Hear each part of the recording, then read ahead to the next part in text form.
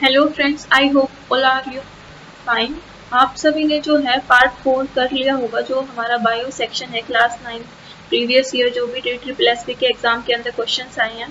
तो अब हम अपना पार्ट 5 स्टार्ट करते हैं। इसमें भी 25 क्वेश्चंस रहेंगे। तो पहला क्वेश्चन है, which of the following is considered to be the purest form of the natural water free from any impurities. कि सबसे प्योरेस्ट फॉर्म कौन सी होती है नेचुरल वाटर की, जिसके अंदर कोई भी इम्प्योरिटीज नहीं मानते। तो हम मान के चलते हैं कि हमारा जो रेन वाटर होता है ना, जब बारिश होती है तो जो पानी आता है ना क्लाउड से, तो ये बिल्कुल प्योर होता है। लेकिन फिर क्या होता है कि हमारे एटमोसफेयर के अंदर कुछ ना कुछ यहाँ पे इम्प्योरिटीज होती है।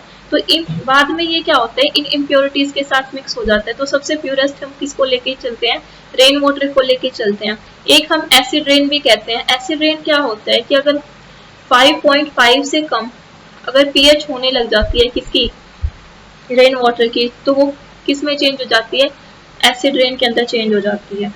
ठीक है। और एसिड रेन में किसकी वजह से होती है, जो sulphur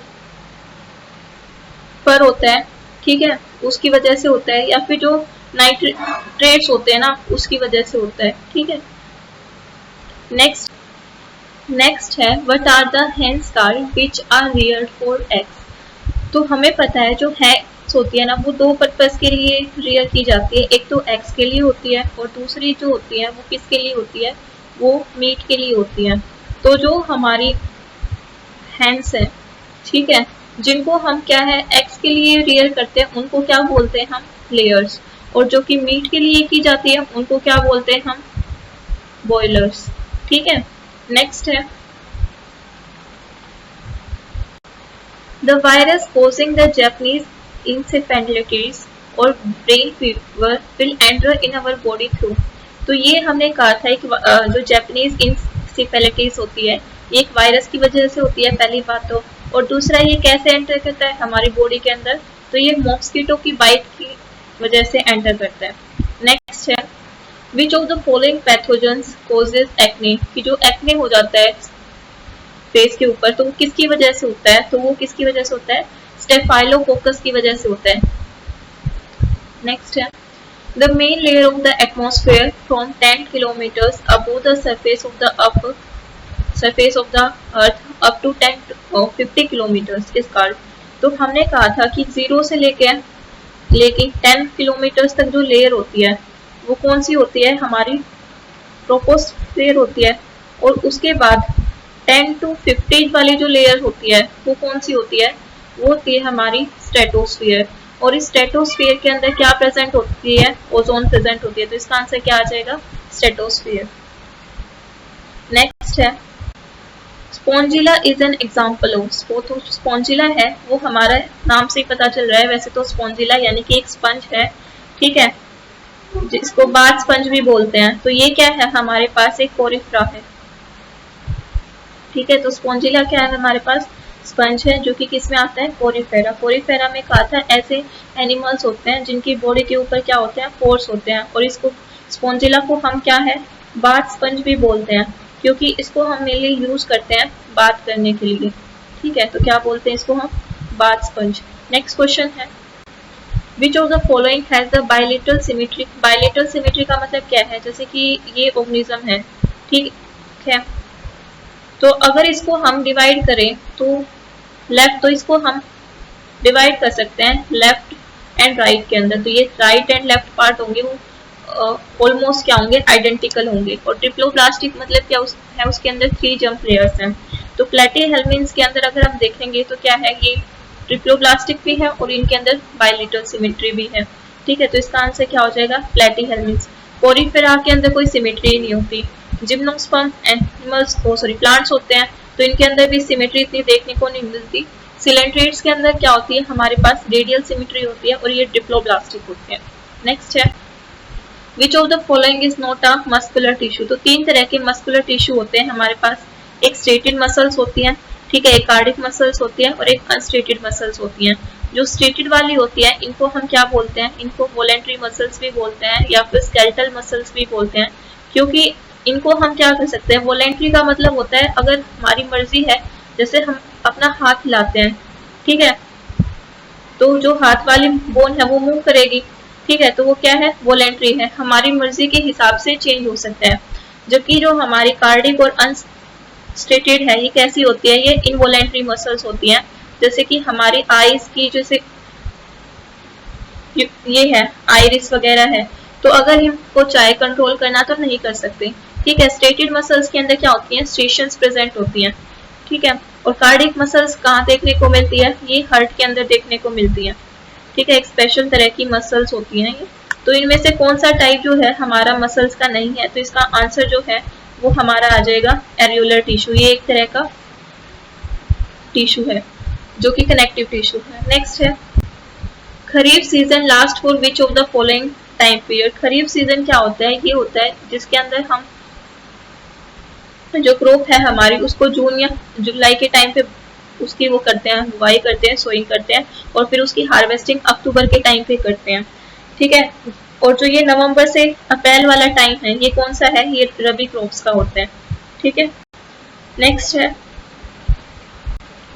which of the following does not help in weed control. Weeds को कंट्रोल करना है तो कैसे नहीं कर सकते, किसकी, अगर हम मैकेनिकल उनको रिमूव कर दें, ठीक है, किसी भी तरीके से, तो फायदा हो सकता है। ट्रांसप्लांटेशन जो है इससे कोई फायदा नहीं होता। ट्रांसप्लांटेशन का मतलब होता है कि किसी भी चीज को हम वहाँ पे बो रहे हैं। ठीक है, तो ट्रांसप्लांटेशन से नहीं होगा।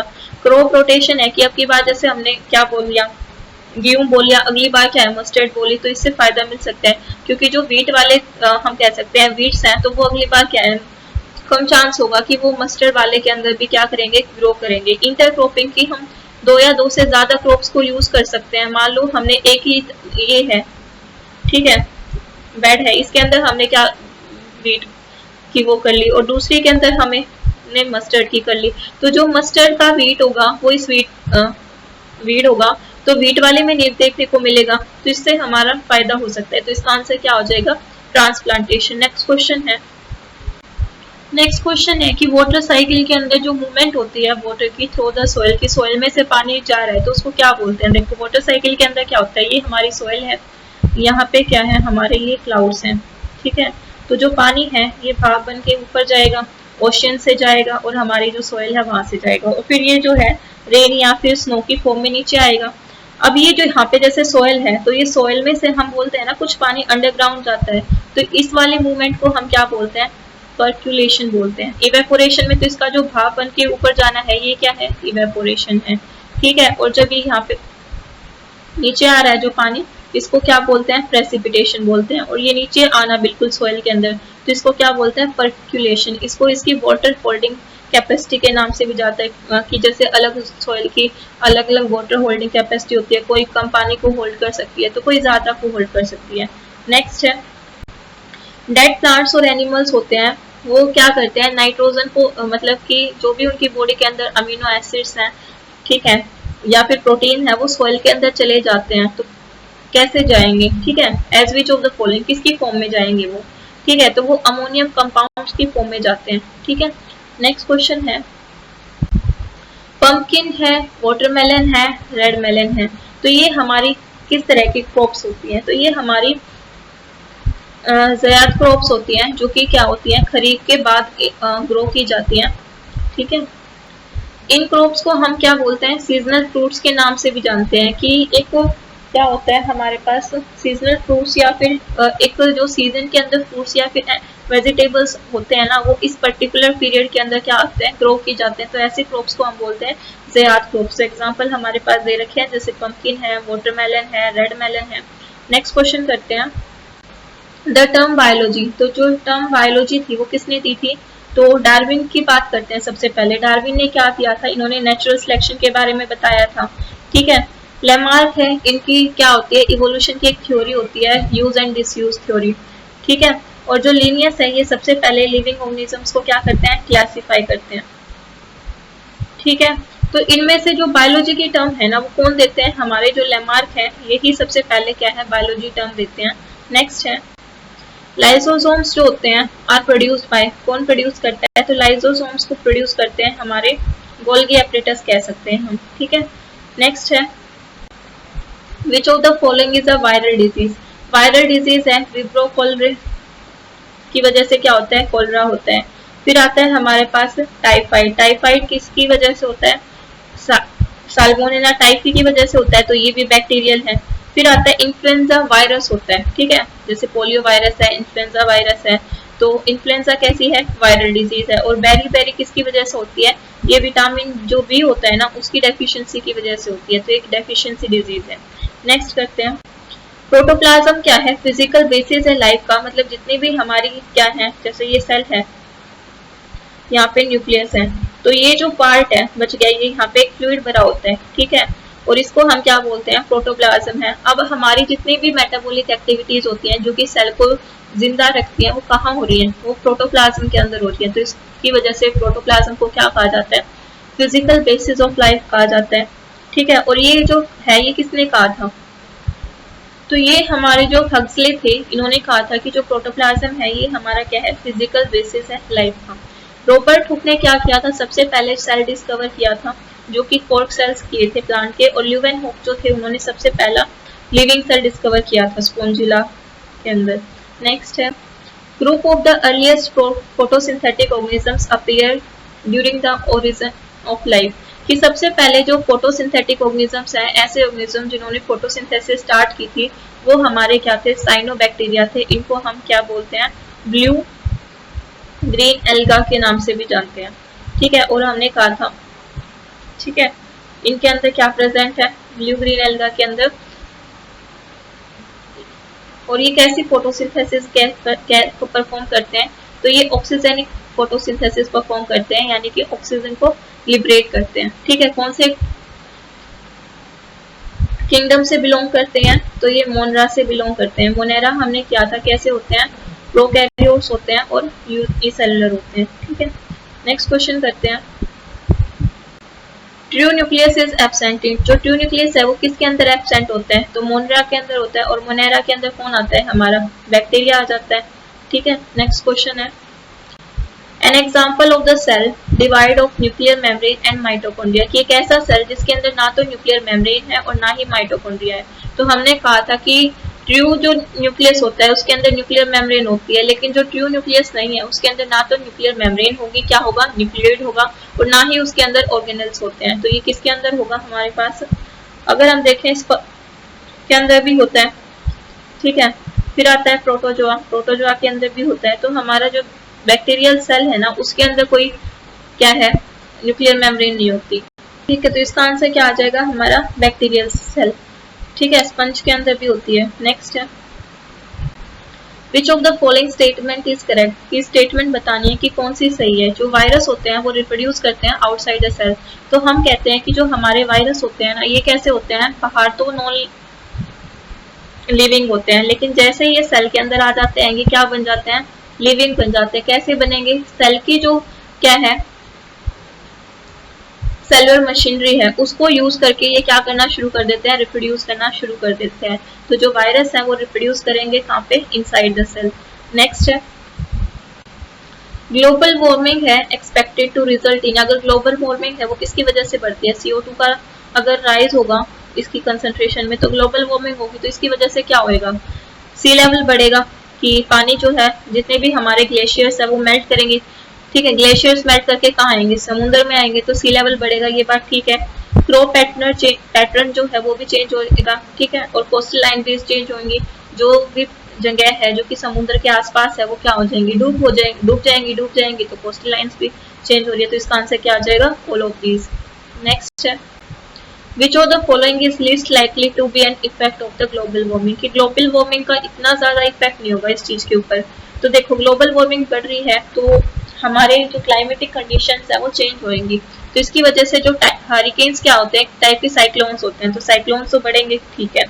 फिर है loss of the fertile delta region as for the agriculture, की जो एग्रीकल्चर के लिए डेल्टा रीजन है वो क्या हो जाएगा? कम हो जाएगा, ठीक है। फिर क्या कह रहा है कि डिक्रीज रेट ऑफ फोटोसिंथेसिस, की फोटोसिंथेसिस कम हो जाएगी, ठीक है। और फिर क्या कह रहा है? Shrinking of the polar ice cap, polar ice regions के अंदर क्या है? ग्लेशियर्स हैं, तो वो श्रिंक करेंगे, उनकी जो है बर्फ जो है वो क्या जाएगी? बह जाएगी। तो इनमें से किसका कौन सा ठीक है? सेकंड ठीक है या थर्ड ठीक है? तो देखो, अगर कोस्टल लाइंस, हमने कहा था पीछे ही कहा है कि कोस्टल लाइंस चेंज हो जाएंगी, कोस्टल लाइंस चेंज हो जाएंगी तो वो एरिया जो है वेजिटेशन के लिए कम हो जाएगा, ठीक है, तो ये बात भी सही है। फिर बच गया कि फोटोसिंथेसिस का क्या होगा। अगर हम देखें तो CO2 की कंसंट्रेशन ही तो बढ़ रही है, तो इस हिसाब से तो फोटोसिंथेसिस बढ़ सकती है, तो मतलब कम होगी, ये बात भी ठीक है, क्योंकि ज्यादातर जो एरिया है वो डिस्ट्रॉय होगा, लेकिन इतना ज्यादा इसका इफेक्ट नहीं आएगा, तो इसका आंसर क्या हो जाएगा 3।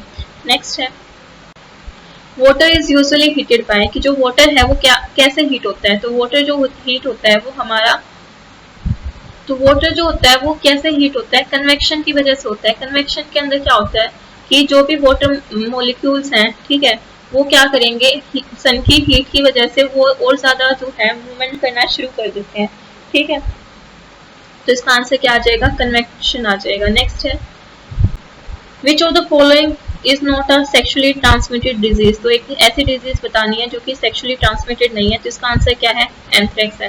तो इसके अलावा जो भी सिफिलिस है, एड्स है या फिर गोनोरिया है, ये कैसे ट्रांसमिट होती है, सेक्सुअली ट्रांसमिटेड होती है। तो इसी के साथ हमारा ये पार्ट भी कंप्लीट होता है। अब हमारे एक या दो ही पार्ट रहता है, तो वो हम नेक्स्ट उसमें कर लेंगे। Thank you so much.